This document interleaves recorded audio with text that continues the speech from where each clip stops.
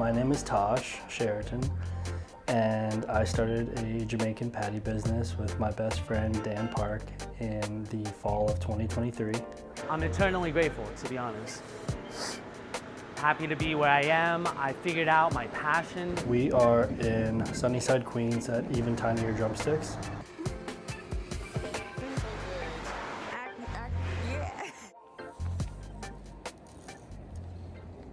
I've always been like obsessed with like YouTube videos about entrepreneurs or like motivational videos that talk about taking control of your life, and seeing my dad work for a bank for like forever and having to clock in and clock out all day long. And then also my mom has always been an independent, like solo artist, businesswoman. Kind of made me want to create a life where I had my own schedule.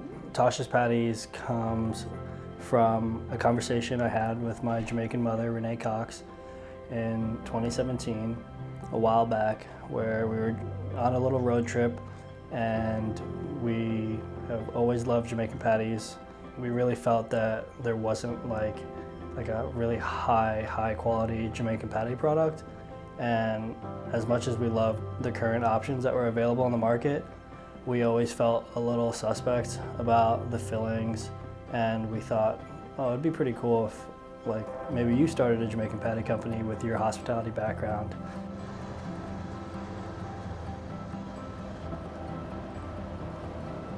Pretty much like in my 20s, being in hospitality where you clock in later in the day and you clock out late at night, you're surrounded by alcohol and people drinking, so once you get out of work, you want to do the same thing. It's like a party atmosphere for work, so it can get childish pretty quick in my eyes. Having a business where you're like 24/7 kind of clocked in, it's helped me eliminate some like unproductive alcohol and drug habits in my 20s. Prior to joining the venture, I was going out a lot,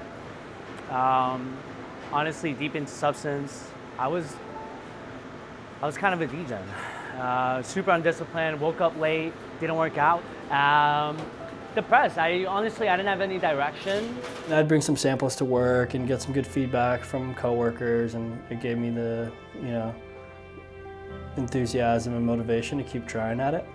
So by the time I felt really good about the recipe, I invited my old colleague and good friend of mine, Dan Park, to see if we could make a business out of it. When I first started the business, I was just getting over a breakup, and Tosh was there for me, emotionally and professionally. He brought me to the gym, and the pressure of this business really kind of molded me into who I am today. What is it? Diamond in the rough, literally. And I'm eternally grateful, to be honest.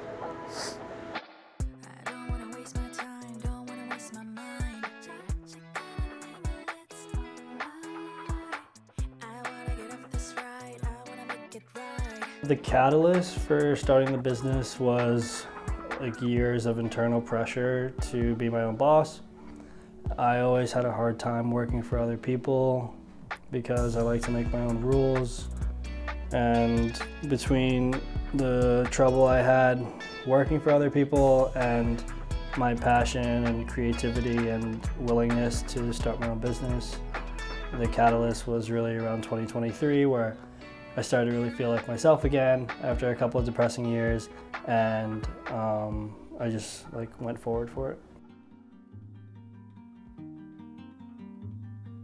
My mom taught me a lot of lessons throughout my life, and she's always been really big into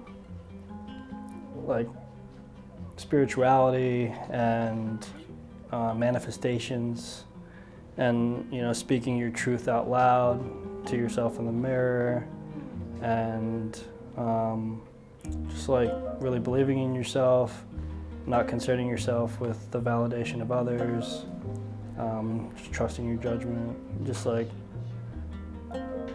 not letting back, and being open to like other people's thoughts and stuff, but really like trusting your gut.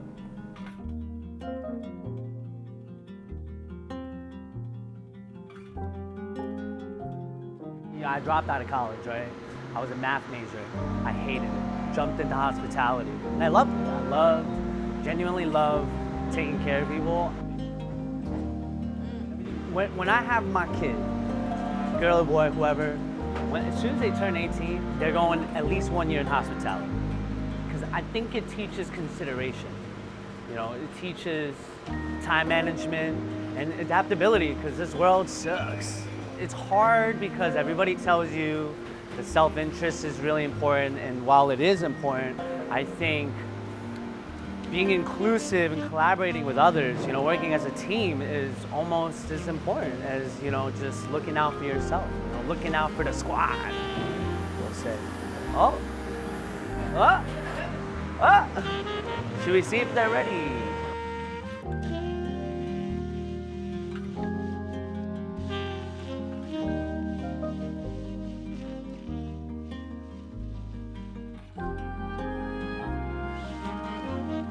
Now that you know a little bit more about me, it's that pressure to just be better than I was yesterday, you know, to be a better person, be a better leader or business partner, whatever it is.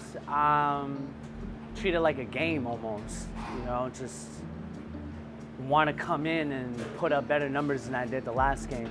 Whatever it is, it's that intrinsic, I can't put a word to it, but I think we're all, in a way, searching for the same thing. That pressure, though, could also, you know, be crippling almost. You know, that same pressure that gets me out used to keep me in bed. You know, it's fickle. It's fickle. So, besides obvious, you know, I need to be financially stable.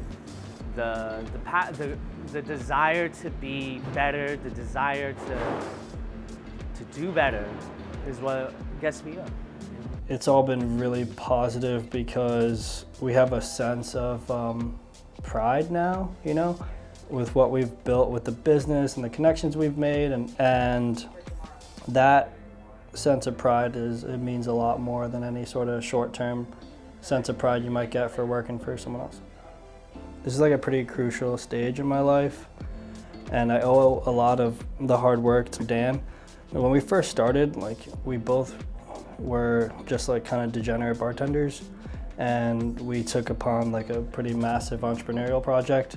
We were able to like really offer each other a lot of benefits, but it doesn't mean that we didn't have a lot of moments throughout this 3-year journey where, you know, we were butting heads or having a hard time seeing eye to eye.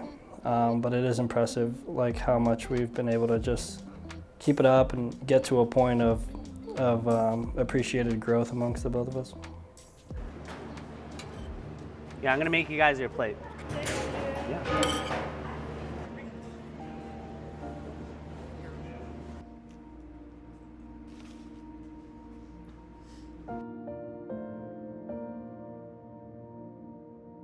Do you have any advice for people who are looking to get out of one way of living and into another?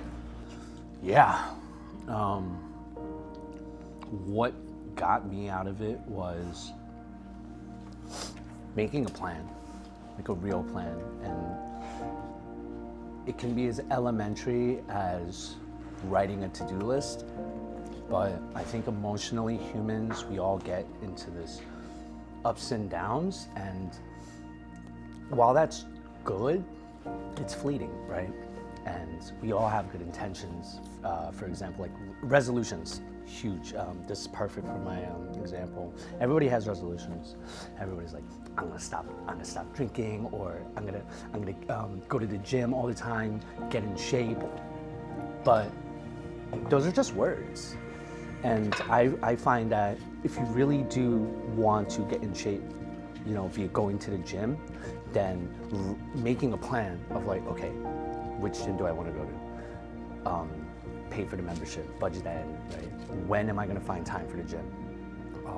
Once you start actualizing it in steps, then I believe you can get out of this rut or out of this, bad cycle. Another small pro tip, calendar. You gotta really organize your time. Time is money, and we don't have enough time. We sleep 8 hours of the day. That's already a fourth of the day gone. Some people need more sleep, some people need less sleep, but in essence, we spend a lot of our days just doing nothing, and as soon as I started getting really nerdy with it, color coding my calendars, it was cute. We had a whole moment together, like last year, like, oh my God, we have like our calendar. So yeah, that's my advice. Make a plan. Put it in your calendar. Don't flake. It's really important to have a strong network of support, and I'm so appreciative to my mother and my father and my brother and Dan, of course, because it wouldn't have been possible without them.